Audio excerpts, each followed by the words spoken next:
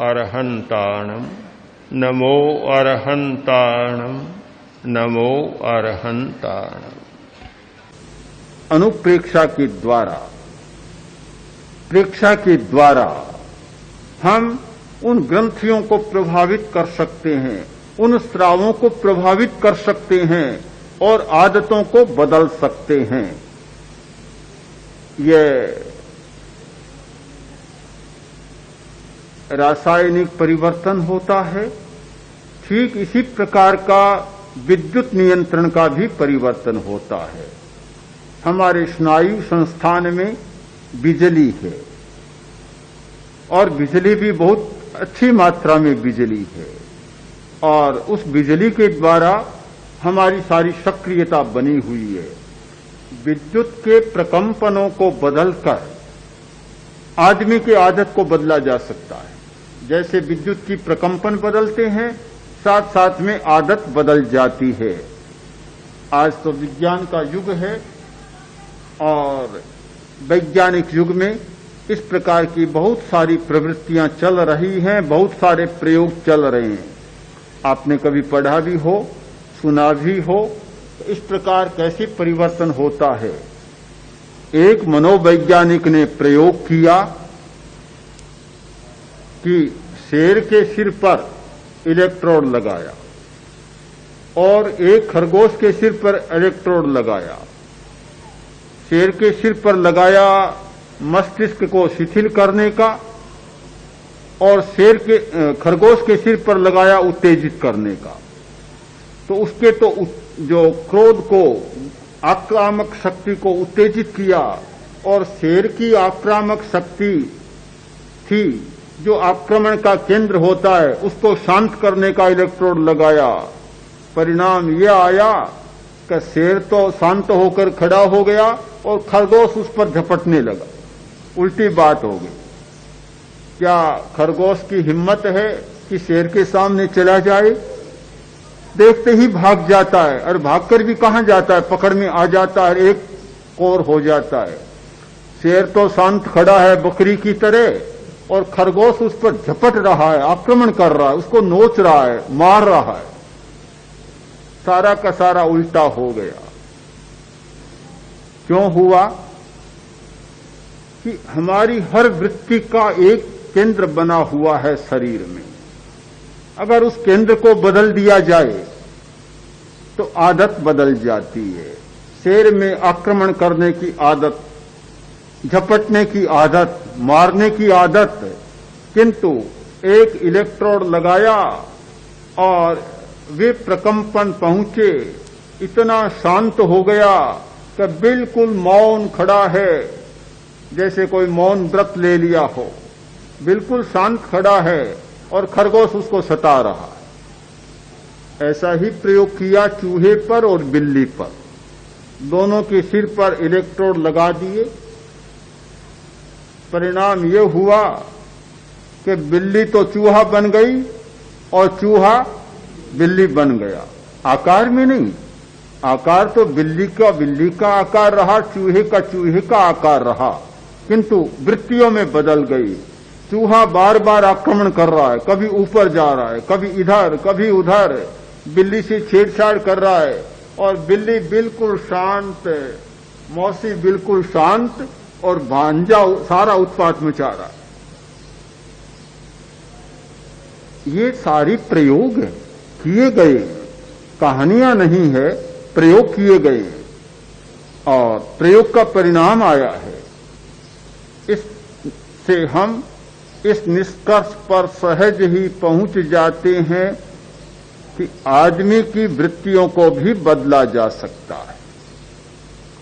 रासायनिक परिवर्तन के द्वारा भी बदला जा सकता है और विद्युत प्रकंपनों को बदलकर भी बदला जा सकता है।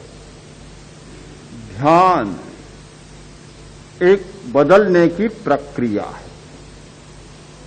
जैसे जैसे हमारी एकाग्रता बढ़ती है, जैसे जैसे हम अपने चैतन्य केंद्रों पर और अमुक अमुक प्रकार के चैतन्य केंद्रों पर ध्यान के प्रयोग को लंबा करते हैं, सहज भाव से हमारी आदतों में परिवर्तन आना शुरू हो जाता है। जिस व्यक्ति ने दीर्घ श्वास प्रेक्षा का अभ्यास किया है, लंबा श्वास लेना सीखा है, 2-3 महीने के अनुभव के बाद वह स्वयं जान लेगा कि कितना परिवर्तन शुरू हुआ है।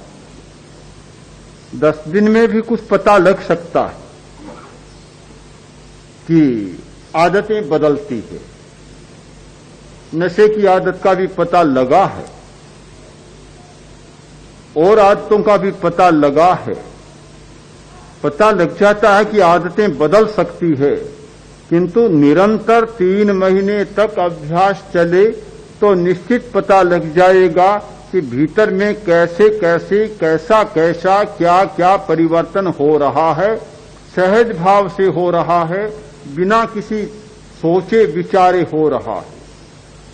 तो ध्यान का मतलब है परिवर्तन की प्रक्रिया।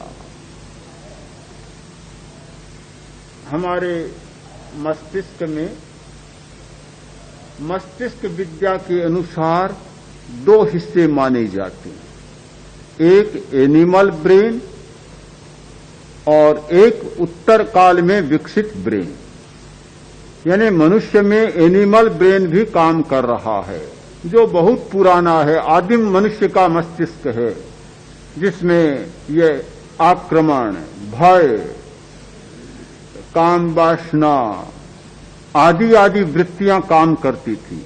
वह ब्रेन भी काम कर रहा है और जो बाद का विकसित ब्रेन है वह भी काम कर रहा है। तो हमारा ये जो फ्रंटल लोब है, आगे का हिस्सा है, ये बाद का विकास है और इसमें बहुत क्षमताएं हैं। इसमें नियंत्रण की बहुत शक्तियां आ गई। आदमी नियंत्रण कर सकता है अपने आवेगों पर इस मस्तिष्क के द्वारा। आदमी में बुद्धि का विकास, तर्क का विकास, समझ का विकास, ये सारा काम है इस फ्रंटल लोब का, आगे के मस्तिष्क का। तो आपने दर्शन केंद्र पर ध्यान किया, ज्योति केंद्र पर ध्यान किया, शांति केंद्र पर ध्यान किया और ज्ञान केंद्र पर ध्यान किया। इसका मतलब कि ये फ्रंटल लोब की शक्तियों को विकसित करना, नियंत्रण की शक्ति को विकसित करना, कि हम अपने आवेगों पर, संवेगों पर नियंत्रण पा सकें। जैसे जैसे ये ध्यान बढ़ता है, हमारी नियंत्रण की सहज क्षमता बढ़ती चली जाती है। प्रतिदिन ज्योति केंद्र पर ध्यान कराया जाता है और सफेद रंग का ध्यान कराया जाता है। यह अनावश्यक नहीं है, अकारण नहीं है। 10 दिन लगभग कराया जाता है।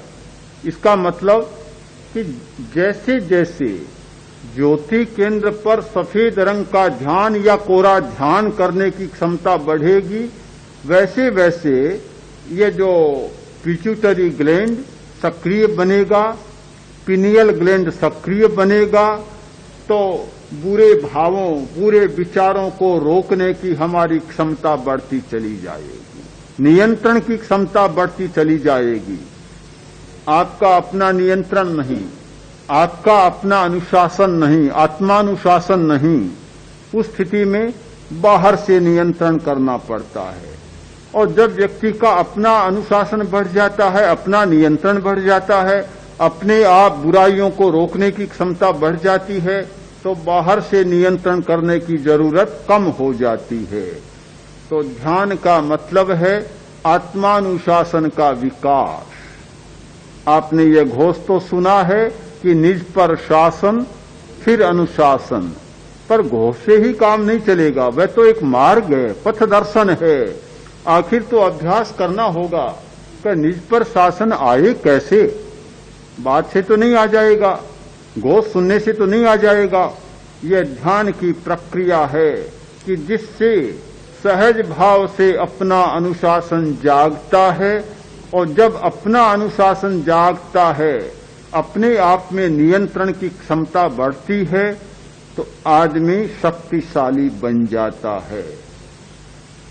इन सारे संदर्भों में आप प्रेक्षा ध्यान की मीमांसा करें, उसका अनुभव करें, उसे समझें, तो मुझे लगता है कि ध्यान काल में चाहे विचार आए, चाहे कोई बच्चा आ जाए, चाहे कोई बच्ची आ जाए, चाहे कोई आदमी आ जाए, चाहे कोई और दूसरा आ जाए, कोई कठिनाई नहीं है।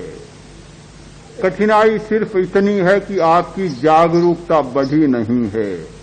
हमारी जागरूकता बढ़े, हमारा अप्रमाद का भाव बढ़े, और जैसे जैसे जागरूकता का विकास होगा, अप्रमाद का विकास होगा, वैसे वैसे एक नए जीवन का अनुभव होगा, नई स्फूर्ति, नई प्रेरणा, नई चेतना और नए व्यक्तित्व का विकास। उस नए व्यक्तित्व के विकास के लिए अवश्य आप अपनी प्रेक्षा करें, अपनी वृत्तियों की प्रेक्षा करें, अपने स्वास्थ्य की प्रेक्षा करें, अपने शरीर की प्रेक्षा करें, अपने चैतन्य केंद्रों की प्रेक्षा करें और अपने विचार की भी प्रेक्षा करें।